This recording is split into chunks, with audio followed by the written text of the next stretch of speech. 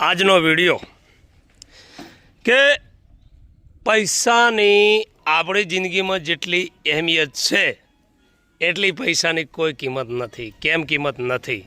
કે જિંદગીમાં શોખની કિંમત વધી ગઈ, નામની કિંમત વધી ગઈ. તમારી પાછળ કેટલા 5 જણા બેસે છે, તમે કેટલા જોડે બેહો છો, અને તમે કેવી ગાડીમાં ફરો છો, તમે કેવા કપડાં પહેરો છો, તમે કેવી જગ્યાએ જમવા જાઓ છો હોટલમાં, કેવી જગ્યાએ તમે શું શું કરો છો એના ઉપર.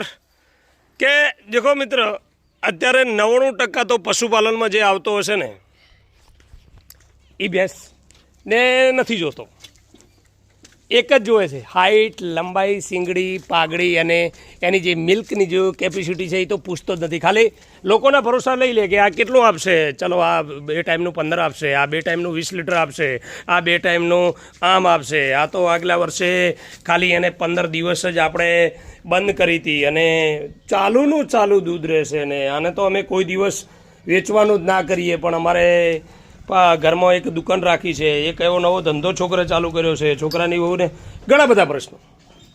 પણ તમે કદી નક્કી એવું નહીં કર્યું હોય કે જો જેના ઘરે રામ હોય એને બારલા મંદિરમાં દર્શન કરવાના હોય ના હોય, કે જેના ઘરે સાક્ષાત ભગવાન ભોજન પીરસતો હોય એને હોટલની થાળી દેખવાની હોય ના દેખે. કેમ ના દેખે? કે એને ખુદને ખબર છે કે મારી 5 આંગળીઓ ઘીમાં છે તો એ છાશની ગ્લાસમાં આંગળી આમ ખાલી આમ કરશે નહીં કરે.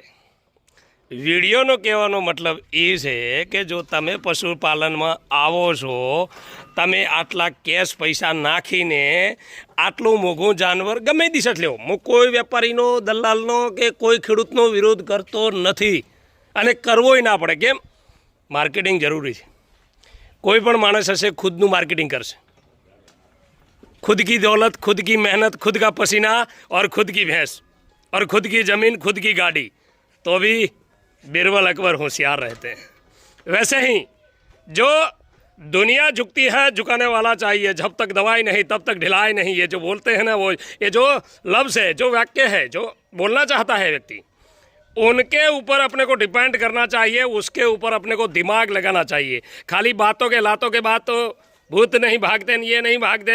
हाँ, राजा आया था, शेर आएगा, शेर आ गया. सचमुच एक दिन शेर आ गया तो क्या करेंगे? ગુજરાતીમાં કહેવત છે, વન સિંહ વગર હોનો ને સિંહ વન વગર હોનો. સમજાય? તેને વંદન. તમે આવો, તમે ભેંસો લ્યો કરો, પણ એની ખાલી તમે એવું ના પૂછો કે ફલાણો